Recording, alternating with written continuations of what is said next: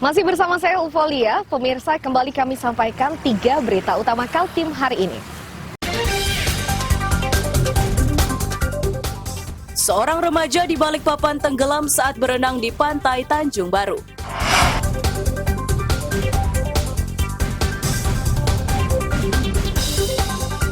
Di segmen kedua, kami ajak Anda menyaksikan berbagai peristiwa penting sepanjang minggu ini.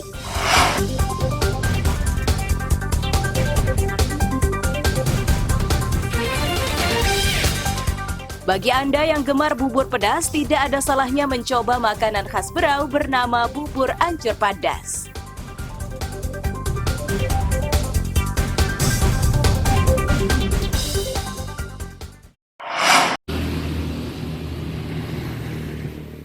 Pedagang kopiah ini Kamis siang mulai bermunculan di Tanjung Redep, Kabupaten Berau.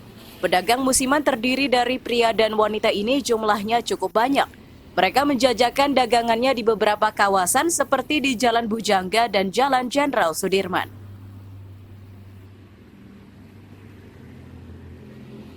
Pedagang yang mengaku berasal dari luar Berau ini senang berjualan di Berau karena sebagian sudah memiliki pelanggan.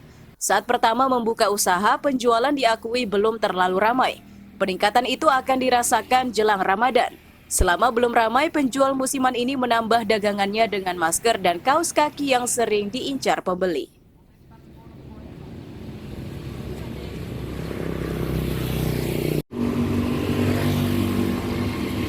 Biasanya sih, kalau lagi normal, tidak ada COVID seperti ini, insya Allah ya biasa lah. Biasa ya. Dapat berapa per kali buka lapak Pak kalau misalnya banyak pembeli Pak? Tak tentu seperti Nggak itu. tentu ya. Berapa biasanya Pak? Kalau lagi normal lah, kadang ya bisa 110 biji. 10. 10 biji. 10 biji yang laku, Ah. Pak. Normal-normal ada 4, 5, ya rata-rata gitu. Untung aja alhamdulillah ada tambahan itu masker atau kaos kaki. Itu temanku itu cuma tapi satu. Ini baru banyak. Tahu sendiri sambiankan model lagi. Jadi sampai sekarang ini Pak, dengan adanya pandemi ini berapa kopiah terjual kalau misalnya dalam sehari? Tiga sekarang kita tuh kurang lebih 3. 3 ya? Meski penjualan masih sepi, namun pedagang musiman ini menyukai berjualan di wilayah Berau karena warganya ramah-ramah dan tidak terlalu cerewet saat menawar barang dagangannya. Amir Hamzah, Miko Gusti, melaporkan dari Kabupaten Berau.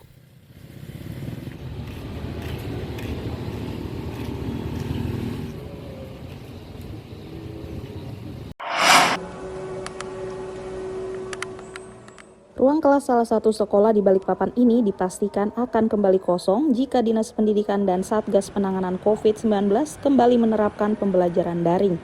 Untuk saat ini, pemantauan masih terus dilakukan oleh Dinas Pendidikan hingga 5 hari mendatang.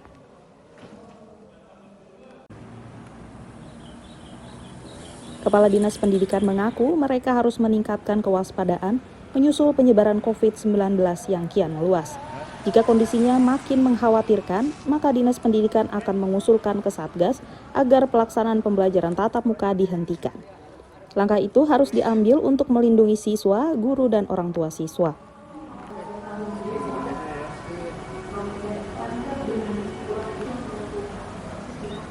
Kita lihat perkembangan kasus COVID, kemudian yang kedua arahan dari Ketua Gugus COVID seperti apa, akan kita lihat nanti di Senin depan. Untuk itu 5 hari Kan 5 hari begini, kalau ketentuan di Kementerian Pendidikan SKB 4 Menteri, kalau PPKM level 3 itu kan masih boleh melaksanakan PTM terbatas maksimal 50%. Nah, sudah saya jelaskan kan bahwa pertimbangan kita kenapa kita mengambil PJJ langsung 100%, ya karena kan banyak anak-anak didik kita yang terpapar seperti disampaikan Bu Dio. Terus yang kedua juga guru dan tenaga kependidikan kita juga banyak yang terpapar COVID. Nah, kalau kita masuk 50% tiba-tiba ada yang terkonfirmasi, kan tugasnya Dinas Kesehatan kan semakin besar. Meski pemantauan ketat masih dilakukan, namun Dinas Pendidikan berharap penyebaran wabah COVID-19 bisa segera berakhir. Harapan itu disampaikan karena mutu pendidikan dinilai menurun sejak diberlakukannya pembelajaran melalui daring. Amir Hamzah, David Purba melaporkan dari Balikpapan.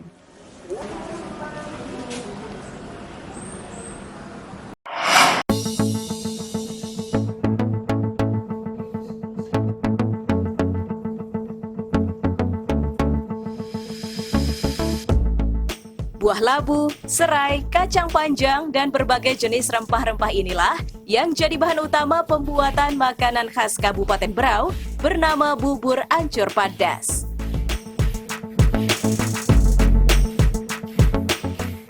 Pembuatannya dimulai dengan menyangrai atau menggoreng beras dalam kuali tanpa minyak. Setelah dirasa cukup, beras goreng dicampur air dan bumbu utama. Setelah sudah cukup kental, bubur ini siap untuk disajikan. Untuk menggugah selera, bubur ini biasa dipadukan dengan ikan asin goreng.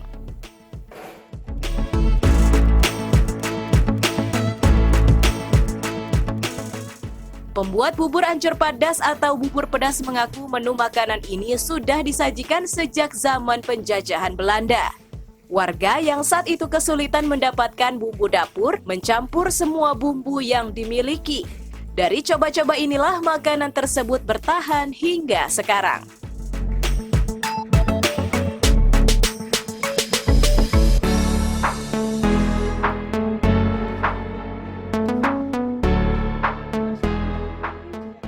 Ya, namanya ancur padas itu karena dulu pada saat zaman dahulu, masih zaman perang di Berau ini, itulah karena susah dulu mencari bahan makanan, makanya dulu para ibu-ibu membikinlah bubur pedas ini adalah mengambil bahan lah seadanya yang ada di sekitar rumah.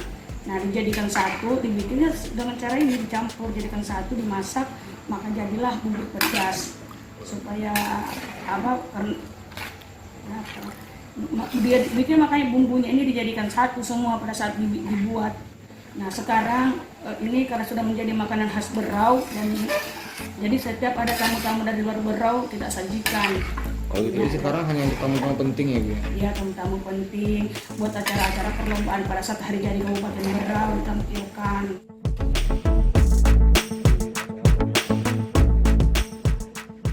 Seorang warga yang biasa menikmati bubur ancur padas ini mengaku sangat menyukai makanan tersebut.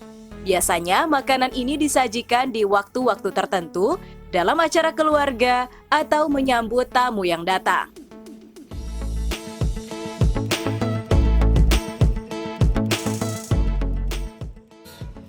Itu di situ kan banyak campurannya, macam-macam lah, masuk sayur-sayurannya. Ada juga jadi kayak rasa-rasa sudai, segala macam lah. Enak ya? Yang bikin nyaman itu. Gurih rasanya? Gurih, berasa maunya, santannya, bumbunya juga terasa. Apalagi kalau ada racikan ayamnya nyaman, dicampur sambalnya, aduh nyamannya.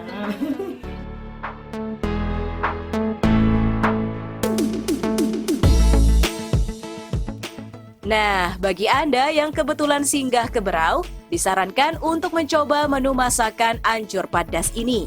Untuk mendapatkannya harus memesan secara khusus, karena makanan ini tidak dijual di restoran dan sejenisnya. Amir Hamzah, Miko Gusti, melaporkan dari Kabupaten Berau.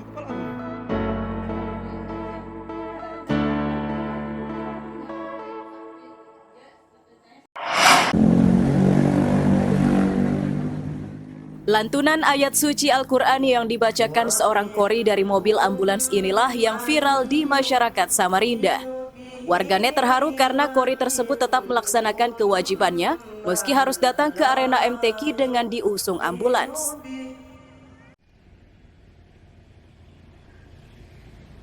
Orang tua kori bernama Dimas ini mengaku musibah yang menimpa anak kedua dari 4 bersaudara itu terjadi saat bermain voli 2 pekan lalu. Secara tiba-tiba kakinya terkilir dan tidak lagi bisa berdiri. Keterbatasan biaya menyebabkan bocah ini hanya mendapatkan perawatan seadanya. Bilang gurunya, terus kayak apa Bu?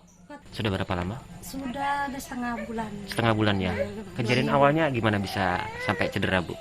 Dia lagi main poli. Main poli, Main poli, tapi mungkin pas dia mau ngambil bola, itu badannya agak miring. Agak miring ya, jadi jatuh?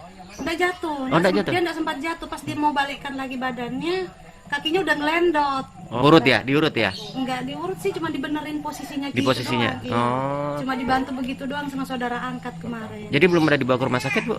Kemarin bawa ke rumah sakit cuma ronsen, habis itu nggak punya biaya, bilang operasi kan lebih 20 juta, Pak. Mendengar kabar ini, Kelurahan Tanah Merah buru-buru datang ke rumah Kori tersebut. Lurah ini cepat-cepat datang karena mengaku terharu. Tidak sekadar menjenguk, kelurahan juga turut membantu biaya pengobatan. Alhamdulillah kalau untuk Dimas ini kita patut atui jempol ya, karena luar biasa keinginannya untuk mengikuti lomba MTQ ke-44 ini. Untuk itu kami dari pihak kelurahan sangat mensupport. Insya Allah kita akan memberikan ya sedikit lah untuk membantu dia dalam rangka penyembuhannya nanti insya Allah. Panitia dan Dewan Juri MTQ juga terharu melihat mimbar tilawah dipindahkan ke ambulans pembawa Kori tersebut.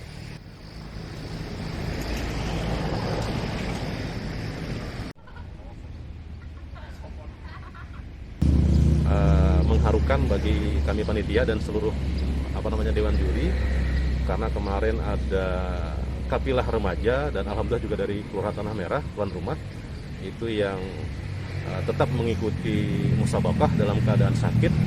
Dia terpaksa mimbar tilawahnya pindah ke ambulan. Ambulan, Pak ya. Anak ini sebenarnya sakitnya apa, Pak? Sakitnya dia kecelakaan pada saat berolahraga, jadi jatuh dan kakinya patah.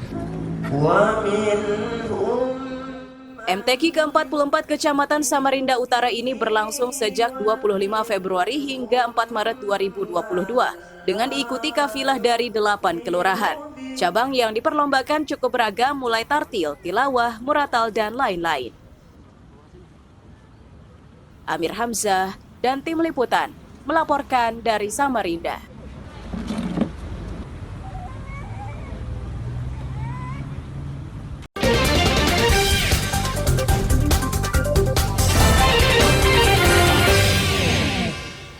Pemirsa, informasi tadi sekaligus menutup perjumpaan kita kali ini. Akhirnya Selvolia beserta tim redaksi yang bertugas mengucapkan selamat pagi, selamat beraktivitas, sampai jumpa.